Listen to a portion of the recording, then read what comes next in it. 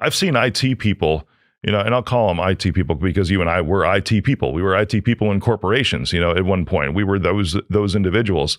And they'll move out, whether it's, quitting, disagreements, whatever, or laid off, fired. A lot of them are fired in just whatever reason, because it's hard to understand our culture sometimes, I think, because we're quirky in that way. But then they shift into they shift into where they're running their own thing, right? And it might be like a 1 or 2 man shop. But that's where it stays. And some of them will even say, hey, you know what? I'm done doing this.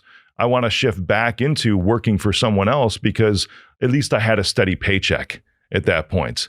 Do you remember what it was like during that point where you're like, I'm jumping in and I'm not really making any money? What caused you to push through that phase? I'm a maniac, man. I have persistence and like commitment, and like I just knew what I wanted to do. And I was fortunate enough that I wasn't fired, but I was probably going to be because the company I worked for found out that I had a side gig, which apparently now is like normal. Yeah. But now it's even like idolized as a side hustle. Right, like you're supposed to. Yeah, exactly. Like we all have it. It's a side hustle. You do some IT work. Yeah. So when they found out, I decided rather than have the stain of being fired, I just quit.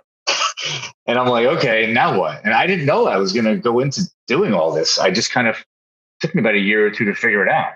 But once I went, it was just me. I was working out in my basement in my house. It was just me. And I just was like, I'm going. And I know how to, I have a very corporate view and a small business view of things.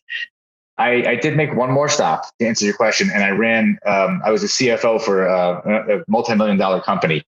And during that experience for 3.5 years, while I was still running my side business, which I was making hundreds of thousands a year off the side business. And my new employer, who was a friend of mine from the firehouse, knew I had that. And he didn't care. He was like, look, do whatever you have to do. Just run my business as it needs to be run. That 3-year experience with him, or 3.5 years, was the last piece I needed to feel the confidence I needed to fully understand sales, to have an idea about marketing, and to understand specifically finance and the finances of running a business, because I did it for him for 3.5 years and he beat me up like you wouldn't believe. I mean, and so I learned a lot, but I don't know that a lot of people that I've experienced can take that type of beating and that type of experience and see it as an opportunity to learn. But when I finally turned to him and I'm like, his name is Chris. I'm like, Chris, I'd like to convert you to a customer. Have you be one of my clients, an IT client, and I'm going on my own. I've got enough business. I've got enough revenue coming in, reoccurring. I'm going on my own. And that was actually that was 3 years after I quit that job in the city. Then I went on my own. It was just me, man. And it's scary. But the thing is, I just push through fear. Like I make a decision, I weigh the pros and the cons, and it's calculated. But I have a high threshold for mental and emotional and psychological pain.